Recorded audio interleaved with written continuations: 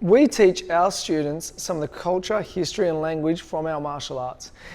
This week, somebody asked me about the difference between pure Korean and Sino-Korean and why we teach them. I had a group of 10 parents. We got a video, we got one of the parents to hold the video, and I did this video live. So the video you're going to see is exactly what we do in our club. This term, your kids are learning specifically Sino-Korean. Now, why is this so important for us? So, in Korea, they have two number systems always working in parallel. They have Korean, indigenous pure Korean, which is said hana do. I'll just tell you the first two numbers. Hana do. That's all we know. Then they have another number system that works in parallel. Every day of their life, they are using two number systems, which is il, I. That's one and two. So one starts with ha, hana, and one starts with il.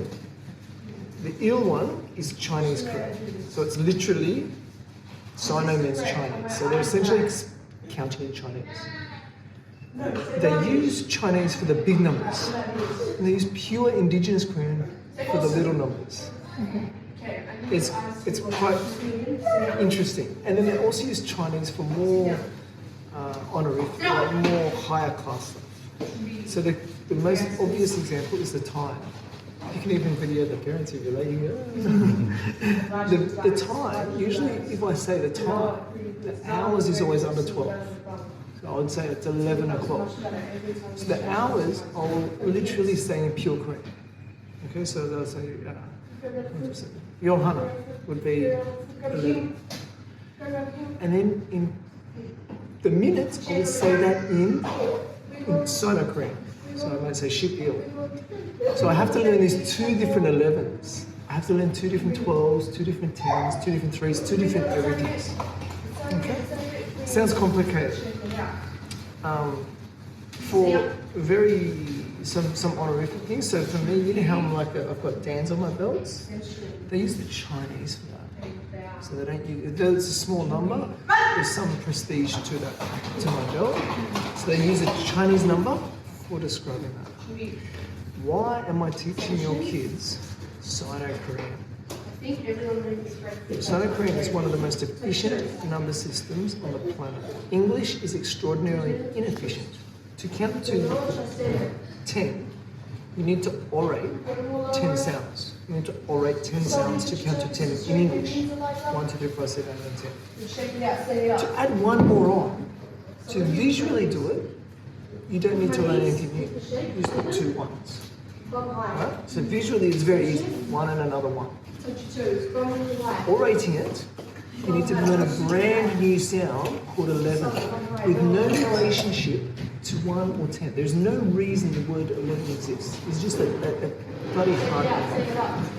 Then I need to learn this another number called 12, then another number called 13. 13, it's not related to 3. 3, 3, they're not related. Or to speak. Then I need to learn 14, and last, we've got one number, 14. That's the first number with repetition. 5th, no. 6, yes. 17, yes. 18, 19, and then 20. 20 has no relationship to 1, to 2, or to 10. 20, 12, kids get them mixed up. It's because the oration isn't there.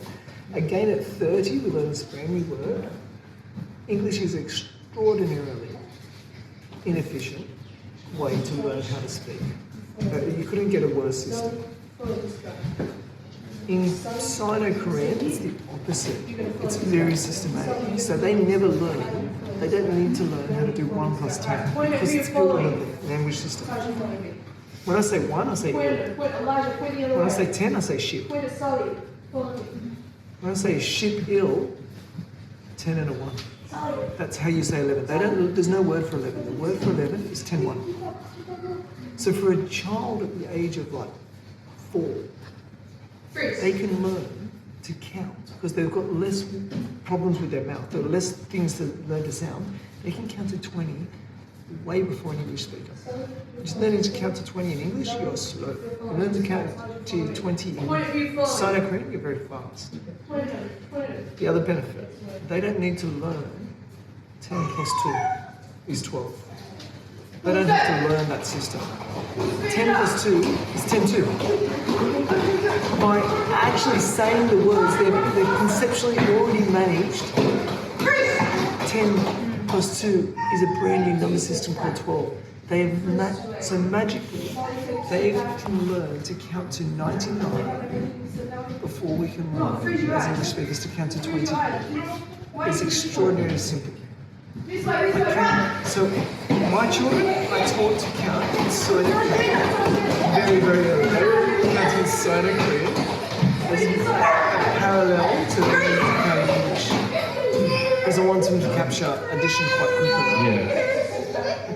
So your kids are going to learn to count Sino-Korean. I thoroughly encourage you. It's on YouTube. Look up Sino-Korean, Chinese Korean on YouTube.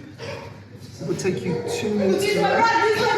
And you just while you're driving, just driving in the car here, just go can you just count? If you get stuck, tell me, and they should be able to count to 100 by the end of this time. So I want your kids to be able to count to 100 Sino-Korean within the next couple of weeks. Cool? Thanks, Sir James. Sir Mr. Fish, Jesse, enjoy this. Thanks, guys. My name is Trent Madsen. I'm a professional martial arts instructor. I've got a lot of experience with Hapkido, Taekwondo, Jiu-Jitsu, and some other martial arts. I spend most of my time training other martial artists to be either professionals as instructors or competitors. We've trained both national champions and people that have left our club and then gone on to become professional Muay Thai fighters or grapplers at an elite level. In this channel, we talk about not the skills, but mostly how to deal with your club on the mats. Not specifically teaching you skills, but how to impart those skills to other people. If this is something you're interested in, then I thoroughly encourage you to subscribe to this channel and check out our videos.